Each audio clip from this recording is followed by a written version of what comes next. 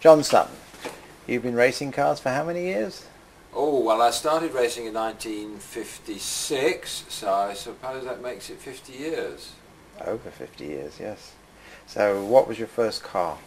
Well, like a lot of other young chaps in the 50s, I started with an Austin 7, and it was built up from a kit of parts into a little sports car.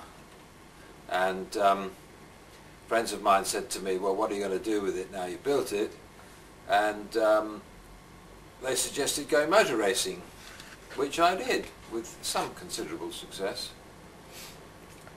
Right, and that car you're sitting on at the moment, you've had that a very long time and a lot of success with that. Tell us a little bit about that. Well, this is the McLaughlin Special, and I bought it in 1957, not really knowing what the car was, and I paid a very high price for it, which was £150. That doesn't seem a lot today, but in those days you could buy really quite a nice Austin 7 for £12, and £4.50 was the weekly wage, if I recall.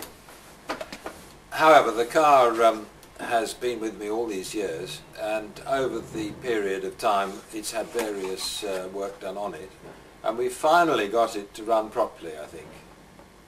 So, John, are you planning to do much racing in 2007? Yes, we plan to enter the McLaughlin Special in hill climbs and sprints, which is what it's designed for.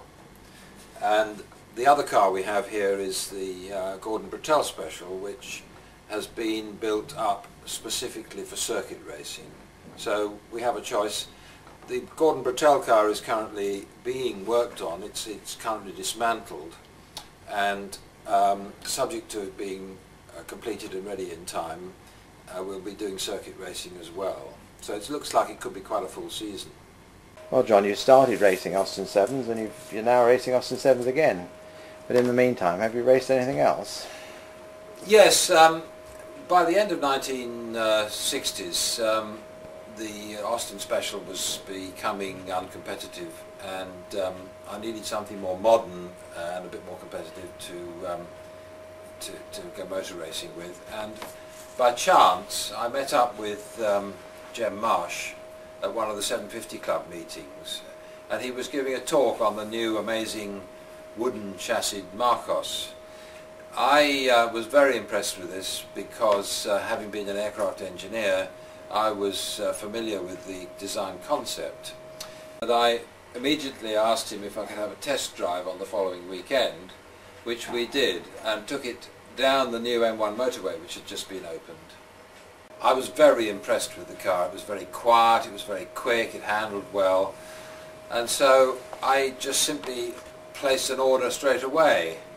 The car came in kit form and I had to build it myself, but by the end of 1960 it was finished, and we did one race and then entered it for the 61 season in the Autosport Championship. The car was extremely successful. We won every qualifying round, and we only had to finish third overall in the 3-hour race at Sutton in order to win the championship, which we did. And we also won the team prize with 2 other Marcuses, driven by Jack Gates and John Mitchell. After that, the car was rebuilt in 1962, and then entered in 1963 for the 500 kilometres race at the Nürburgring, which was the premier event for long distance racing with 1 litre motor cars. And again, we were very successful. We won second place overall in the 500 Ks, and for those of you that follow Motor Marks, you'll be able to see a video of that race, which was taken by John Fuller and edited and overvoiced by my mechanics Robert Cook. The car was then entered, in the following year, we entered it in 64 for the 500Ks and finished third. And we did other long distance races like the Martini Trophy and so on. So that was eventually sold, and I then retired from motor racing for quite a period. Right, John, here we are in your workshop in Greenwich. Tell us a little bit about the cars. Well, this car here is the Gordon Brattell Special. It's another famous Austin 7. It was built into a single-seater from a Works TT car by Monaco Engineering in 1936. We've completely redesigned it here and rebuilt it, and it's currently an experimental car in some ways because it's been designed for circuit racing, and we've had to do a number of modifications which will hopefully be completed in time for this 2007 season. What about the car you're standing next to now, John?